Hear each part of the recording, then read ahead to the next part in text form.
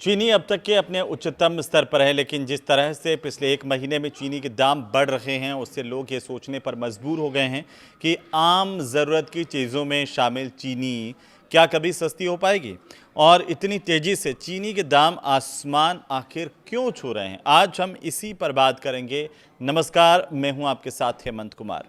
देश भर में चीनी के दाम आसमान छू रहे हैं। देश के आम आदमी के लिए चीनी चाय से लेकर खीर और हर मीठा व्यंजन जो भारतीय घरों में बनता है, उसकी सबसे बड़ी ज़रूरत है। हर बार घर में मेहमान आ जाएं या फिर कोई भी मौका हो, अवसर हो, काम से थकान हो जाए या फिर गपशप करने का मन हो जाए, अमूमन किसी न किसी के मुंह से निकल ही जाता है कि चलो चाय बना लो। फिर चाय आते ही एक शब्द और है जो ज़्यादातर सुनने में आता है, और वो है चीनी कम है। लेकिन अब चारों तरफ से एक ही आवाज़ है कि चीनी महंगी हो रही है, क्योंकि कई शहरों की फुटकर दुकानों पर चीनी 65 से 70 रुपये या प्रति किलो के हिसाब से या उससे भी ज़्यादा तक पर बिक रही है। और इसी के चलते अब सरकार ने 10 लाख टन चीनी विदेशों से मंगाने का फैसला किया है। लेकिन क्या विदेशों से आने वाली चीनी भारत की आपूर्ति को नियंत्रित कर पाएगी, इस आपूर्ति को पूरा कर पाएगी? इसमें संशय है, क्योंकि सवाल बरकरार है कि क्या चीनी कभी फिर से सस्ती होगी। तो आप जान लीजिए कि ब्राज़ील के बाद दुनिया का सबसे बड़ा गन्ना उत्पादक है भारत, और भारत अचानक चीनी की किल्लत में कैसे फंस गया, ये सवाल हर किसी भारतीय के मन में है। दाम अभी और क्या बढ़ेंगे या सरकार इसे थाम पाएगी, ये सवाल भी हर किसी के मन में उठ रहे हैं।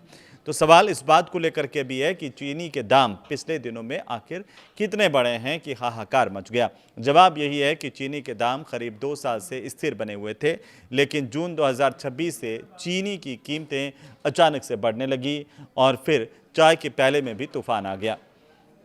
कुछ लोग ये भी सोच रहे हैं कि इतनी तेजी से आखिर चीनी के दाम बढ़ने की वजह क्या है, क्योंकि हर चौक चौराहे से लेकर के गांव की थड़ी की दुकान पर या चाय की दुकान पर आजकल इसी बात को लेकर चर्चा हो रही है। तो आज के इस वीडियो में हम इसी को पूरा विस्तार से बताने वाले हैं। जवाब ये है कि चीनी की डिमांड हर साल अगस्त से लेकर के नवंबर के बीच में बढ़ती है, क्योंकि त्योहारी सीजन में मिठाई और प्रोसेस्ड फूड की खपत ज़्यादा होती है। लेकिन इस बार भी डिमांड बढ़ी। चीनी का स्टॉक इस बार कम है, यानी कि जो आपूर्ति हमारे पास होनी चाहिए थी, वो आपूर्ति इस साल कम है। पिछले 9 सालों में सबसे ज़्यादा कम स्टॉक इस बार है। इसके पीछे की वजह क्या है, इन्हें लेकर के जितने मुंह उतनी बात। लेकिन चीनी बनाने का जो सीज़न है वो 1 अक्टूबर से शुरू होता है। भारत में चीनी की सालाना जो खपत है वो 2 करोड़ से ज़्यादा, यानी कि 2.6 करोड़ से लेकर के 2.8 करोड़ टन के बीच में रहती है। सीजन के आखिर यानी कि 30 सितंबर तक 60 से 70 लाख टन चीनी का स्टॉक बच जाता है। लेकिन ऐसा इस बार क्यों नहीं हुआ? इसके पीछे की वजह यह है कि इस बार हमारी सरकार की तरफ से निर्यात को खोल दिया गया। यानी कि क्या सरकार को इस बात का अंदेशा था कि इस बार चीनी का उत्पादन कम हो रहा है, खपत ज़्यादा है, लेकिन इसके बावजूद कुछ लोग ये सवाल उठा रहे हैं कि इसके बावजूद निर्यात क्यों खोला गया। न्यूज़ एजेंसियों की रिपोर्ट के मुताबिक इस बार 1 अक्टूबर को नया उत्पादन शुरू होने तक चीनी मिलों के पास अनुमानित सिर्फ 35 लाख टन चीनी का स्टॉक बचा होगा। ये 3 दशकों में सबसे कम है। पिछले साल 2025-26 में ये स्टॉक 47 लाख टन का था। लेकिन अब कई लोग ये पूछ रहे हैं कि चीनी का स्टॉक इतना कम हो कैसे गया, इसके पीछे की वजह क्या रही। तो 4 बड़ी वजह जो मार्केट के एक्सपर्ट से लगा करके जो विश्लेषक हैं वो बताते हैं कि पहली बड़ी बात है कि मौसम ख़राब हुआ, जिससे गन्ने से चीनी इस बार कम बनी। National federation of cooperative sugar factories limited यानी कि NFCSF की तरफ से चीनी मिलों की अगुवाई करने वाली संस्था ये मानी जाती है। NFCSF की ओर से पिछले साल बताया जा रहा है कि पिछले साल ज़्यादा बारिश की वजह से गन्ने की फसलों को नुकसान हुआ। इससे शुगर रिकवरी रेट यानी कि 100 किलो गन्ने से बनने वाली चीनी का परसेंटेज 12 किलो से नीचे आ गया। इससे कुल चीनी का प्रोडक्शन जो करीब 3 करोड़ टन रहा, जबकि इसके 3.2 करोड़ टन रहने का अनुमान था। 0.2% कम हुआ। दूसरा बड़ा कारण बताते हैं कि गन्ने में एक बड़ा हिस्सा है गन्ने का वो एथेनॉल बनाने में खप रहा है। कई लोग ये कह रहे हैं कि इसी की वजह से मार्केट में चीनी को लेकर हंगामा है। सरकार की नई एथेनॉल ब्लेंडिंग पॉलिसी के तहत गन्ने का एक बड़ा हिस्सा चीनी के बजाय एथेनॉल बनाने में खप रहा है, ऐसा लोग कह रहे हैं, मीडिया रिपोर्ट्स में भी आ रहा है। इसमें काफ़ी हद तक सच्चाई भी है। ICRA ये कह रहा है कि 2025-26 में चीनी के टोटल प्रोडक्शन का जो अनुमान है वो लगभग 3.1 करोड़ टन का था, लेकिन चीनी का नेट प्रोडक्शन 2.8 करोड़ टन ही हो पाया। जबकि देशों में पूरे मिलाकर के देखें तो पूरी दुनिया में भारत दूसरे नंबर का गन्ना उत्पादक है। वहीं देश में चीनी की अनुमानित जो खपत है वो 2.83 करोड़ की है। ऐसा इसलिए क्योंकि करीब 31 लाख टन चीनी के बराबर गन्ने का शीरा एथेनॉल बनाने में खप गया। ये आधिकारिक तौर पर कहा जा रहा है। Confederation of all India traders यानी CAIT के अधिकारी ये बता रहे हैं कि 3 साल से हमारा ये कहना था कि गन्ने का एथेनॉल में इस्तेमाल मुश्किलें खड़ी करेगा। अब वही समय आ गया है। तो इसके साथ साथ सवाल इस बात को लेकर के और एक और अहम वजह मानी जा रही है वो ये कि कम स्टॉक के बावजूद आखिरकार चीनी का एक्सपोर्ट सरकार ने क्यों किया। केंद्र सरकार ने नवंबर 2025 में आंकड़े कहते हैं कि 15 लाख टन चीनी के निर्यात को मंजूरी दी थी। फरवरी 2026 में 5 लाख टन की मंजूरी और बढ़ा दी गई। सरकार ने कीमतें बढ़ने पर मई 2026 में हालांकि चीनी के एक्सपोर्ट पर अब रोक लगा दी है, लेकिन तब तक 8 लाख टन चीनी देश से बाहर भेजी जा चुकी है। इससे चीनी का स्टॉक 47 लाख टन से घट करके हमारे पास 39 लाख टन रह गया और घरेलू बाजार में चीनी की कमी हो गई। अब शुगर इंडस्ट्रीज क्या कह रही हैं? शुगर इंडस्ट्रीज से जुड़े लोग बताते हैं कि मिलों से सप्लाई का संकट मार्च 2026 में ही शुरू हो गया था, लेकिन एक्सपोर्ट पर रोक 2 महीने बाद लगी। 2 महीने तक हम बड़ी मात्रा में एक्सपोर्ट कर चुके थे।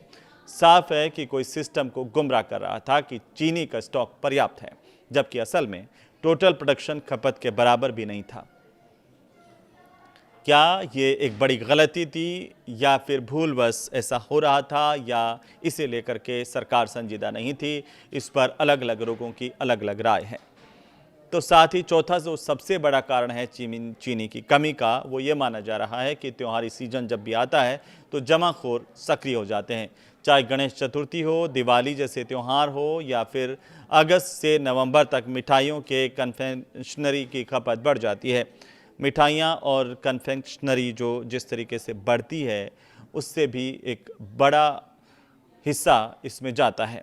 मिठाई और बेवरेज वगैरह बनाने वाली कंपनियां चीनी स्टॉक करने लगती हैं। ज़्यादा डिमांड और स्टॉक कम होने के चलते दाम और ज़्यादा बढ़ जाते हैं।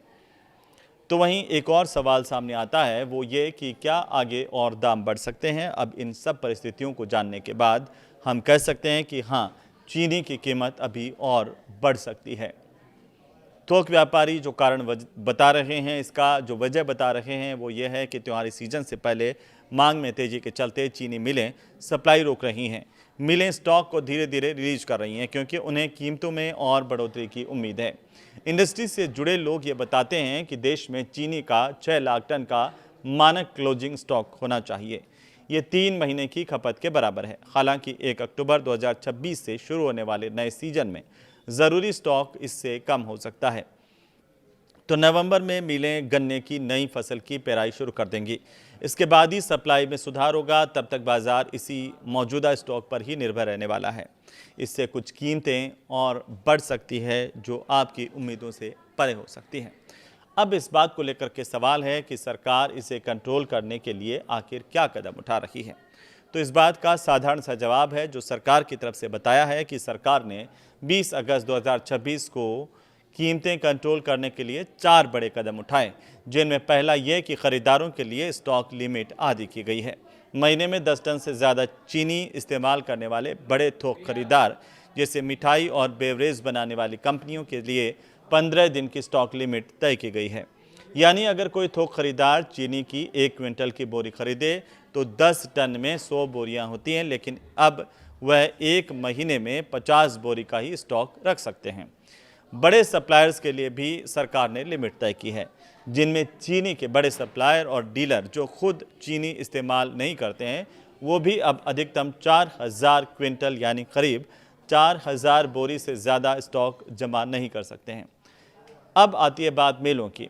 मिलों को बिक्री बढ़ाने के लिए सरकार की तरफ से कहा गया है, क्योंकि सरकार ने चीनी मिलों को सामान्य से 0.5 लाख यानी कि 50,000 मीट्रिक टन ज़्यादा चीनी बेचने की अनुमति दी है। यह भी कहा है कि किसी व्यापारी को चीनी बेचने के बाद 7 दिनों के भीतर चीनी की बोरियां ट्रक में लोड करके फैक्ट्री से बाहर निकल जानी चाहिए। इससे चीनी तुरंत बाजार तक पहुंचेगी और जमाखोरी से रुकेगी। हालांकि ये वक्त बताएगा कि कितनी जमाखोरी पर इससे अंकुश लगेगा, लेकिन चौथा और सबसे बड़ा कारण है 10 लाख टन चीनी इंपोर्ट को सरकार ने मंजूरी दी है।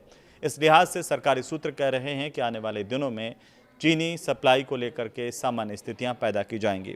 सरकार ने 31 अक्टूबर 2026 तक के लिए 10 लाख टन कच्ची चीनी के इंपोर्ट को मंजूरी दी। इस पर कोई ड्यूटी भी नहीं लगेगी। आमतौर पर चीनी के आयात को लेकर के 100% इंपोर्ट ड्यूटी लगती है। हालांकि रिपोर्ट्स के मुताबिक 10 लाख टन चीनी इंपोर्ट करने से चीनी के थोक रेट कंट्रोल होंगे। उम्मीद कम है, क्योंकि इससे चीनी थोक में 500 रुपये प्रति क्विंटल तक ही गिर सकती है।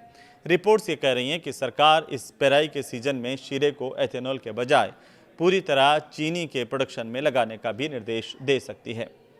तो सवाल ये भी है कि क्या विदेशों से चीनी का आयात पहले से होता रहा है? कई लोग ये सवाल उठा रहे हैं। जान लीजिए कि बिल्कुल नहीं, क्योंकि भारत ब्राज़ील के बाद चीनी का दूसरा सबसे बड़ा प्रोड्यूसर और साथ ही साथ एक्सपोर्टर देश है, क्योंकि सबसे ज़्यादा उत्पादन ब्राज़ील के बाद भारत करता है।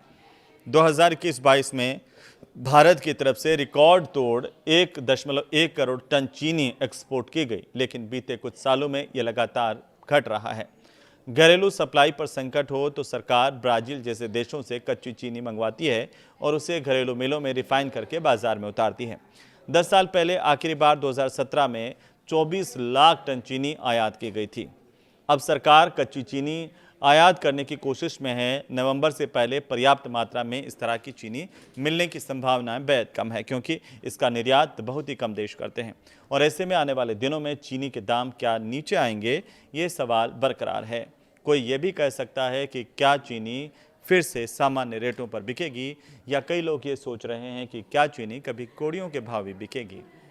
लेकिन अभी बाजार के मुताबिक ऐसा लगता नहीं है। बाकी आप क्या सोचते हैं, आप हमें कमेंट करके ज़रूर बताइए। और चीनी को लेकर के ये एक्सप्लेनर आपको कैसा लगा? साथ ही अगर अच्छा लगे तो इसे लाइक कीजिए, शेयर कीजिए और सब तक पहुंचाइए भी। नमस्कार।